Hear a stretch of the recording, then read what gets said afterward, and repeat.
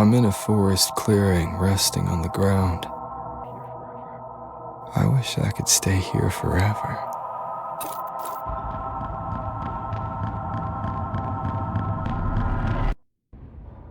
One of the reasons why indie survival horror games appeal to me, aside from a gameplay loop that the majority of the AAA games industry has abandoned, is the art direction. As gorgeous as some modern games can look, there's a homogeneity that comes with how ubiquitous photorealism and over-the-shoulder third-person perspectives are, that makes it hard for even games that are very different in story, gameplay and style to stand apart from one another. But if I were to draw up a list of my 10 favourite indie survival horrors since 2020, every one of them is easy to distinguish from the others at a glance and before we even get to the details of the story and gameplay. Silver Pines is yet another upcoming survival horror game with a powerful and distinctive visual style that sets it apart.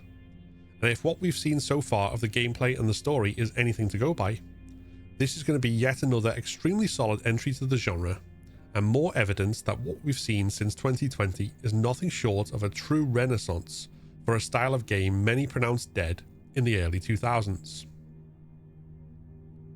I was fortunate enough to be given access to the current build of the game by the kind folks at Team 17, and have so far played the game up to the ferry crossing, the furthest point whose footage the embargo lets me include in this video, and a little beyond. If you want to see that gameplay in full, then it's over on my Survival Horror Long Plays channel, and the video is linked in the description.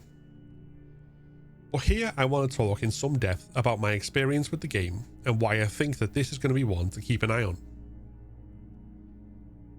Returning to the art direction, Silver Pines very much has the look of a noir graphic novel. The artwork heavy with shadows, much of the detail in muted colours, but the red extremely visceral. This, combined with the setting of an abandoned, run-down resort town that has seen better days, the moody score and the grim character voices that give it the feel of a hard-boiled detective story, creates a strong sense of place almost immediately. The radio broadcasts we happen upon, and the tracks they play, only serve to strengthen that mood, while giving us a unique spin on save room music. We play as Private Investigator Red Walker, who has come to Silver Pines to search for musician Eddie Velvet on behalf of a mysterious client. We know very little to begin with, but it's also not clear how much Red knows as we first meet him awakening from a dream in an abandoned diner. Almost none of the other characters we meet in this first hour of gameplay seem to share his experiences of the town, and they question his sanity as a result. And as we approach the first boss fight, reality shifts in ways that suggest the evidence of our senses might not be as reliable as we would expect. At this point, I've barely scratched the surface of the story, most of which is yet to unfold. But its enigmatic nature already has me captivated, with a feel to it somewhere between Twin Peaks and Silent Hill. There are the desolate, liminal spaces of the abandoned town and its locales, from empty diners and stores to a rundown motel. The creatures who pop up in the empty, their voices echoing off the walls. And of course the strange characters you meet in the midst of it all, who seem oblivious to the horror while having something a little bit off about them. The game describes itself as a survival horror game with Metroidvania navigation, and although the exploration in survival horrors and Metroidvanias has a lot of overlap, it's not hard to see what they mean. The 2D side-scrolling format is one strongly associated with Metroidvanias, of course, and while in my time with the game I was backtracking about as much as I might expect with Resident Evil, I did also notice a lot more barriers and places to go than I had found key items for. A strong indicator that even late into the game we will potentially still be finding ways to get into previously locked off areas from the very beginning. For that exploration, the map we're given to work with is incredibly helpful. Not only can we find maps as we go, but the blanks update anyway as we travel, and the game makes note of puzzles or key areas. On top of that, you have access to a Polaroid camera, which allows you to take pictures of anywhere you want to remember, those photographs then updating on the map itself. An extremely cool feature designed for a level of exploration and backtracking far beyond the usual survival horror gameplay loop. It's also worth noting that you can look at the map in real time whilst moving through it, your position on the map updating as you move the character. You can, of course, go into the menu to explore the much larger map of the whole town, or at least what you've filled in so far, But this real-time map movement is potentially useful for exploring discrete portions of the map, whilst of course being dangerous if enemies are nearby.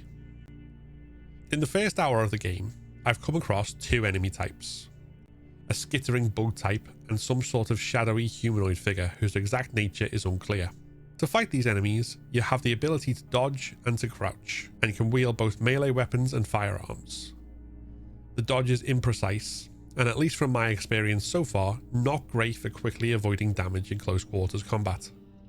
Though at the same time, I did discover that crouching and attacking the legs of the humanoid enemies is great for avoiding damage whilst inflicting plenty. Your melee weapons all come with limited durability and will break after a while, but a melee weapon breaking doesn't mean that you lose it, only that it needs to be repaired.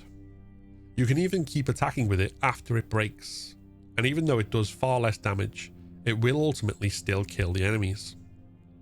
However, the minigame for repairing your damaged weapons, while simple, occurs in real time with your character unable to move. This is the same for the minigame to reload your gun, one bullet at a time, and for the animations to take healing items. You cannot do these things from the safety of the menu, and so must pick your moment to do so and manage the space around you. Since the first boss fight of the game takes place in a limited space, with the boss dropping in from overhead whenever you linger, these actions become especially tricky and risky. The boss wasn't difficult per se, but these mechanics did make it feel intense enough despite its pattern being straightforward. As far as other mechanics go, you have a limited inventory, as you would expect, though it is slightly different from the classic survival horror norm, as some items take up more slots than others, and you can move and rotate items akin to the RE4 inventory system. So far, it hasn't been tricky managing the inventory space. As expected, we get the traditional universal item box here. We save through a payphone, needing to collect money in order to do so.